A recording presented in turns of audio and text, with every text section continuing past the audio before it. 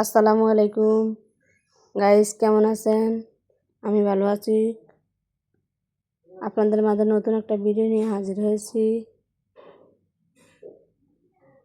সবাই ভালো লাগলে দেখতে থাকুন। আজ আমি কি রান্না করতেছি, কি কাজ করতেছি, সবাই ভিডিওটা ফলো করুন। এখানে আমি তরকারি বসাইছি।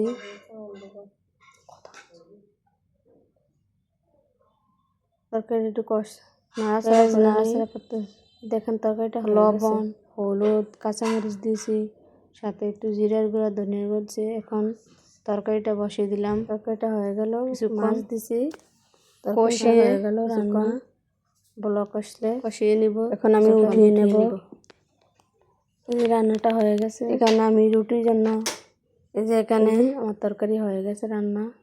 ডাউল দিয়ে, বুটের ডাউল আর আলু দিয়ে আমি একটু ভুনা করতেছি। এখানে আমি পরোটা দিয়ে কিছু আলু চিপ ভাজবো। এই দেখেন তেল দিয়ে কি সুন্দর এখানে ফুলতে আছে। পরোটা বানাইছি, অল্প কয়েকটা দিলে কি সুন্দর ফুলে যায়।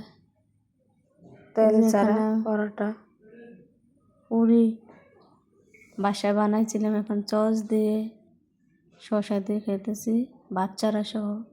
সন্ধ্যাবেলা একটু হালকা নাস্তা ভালো লাগে। ওই দিনটা পার করলাম। এখানে আমাদের পাশে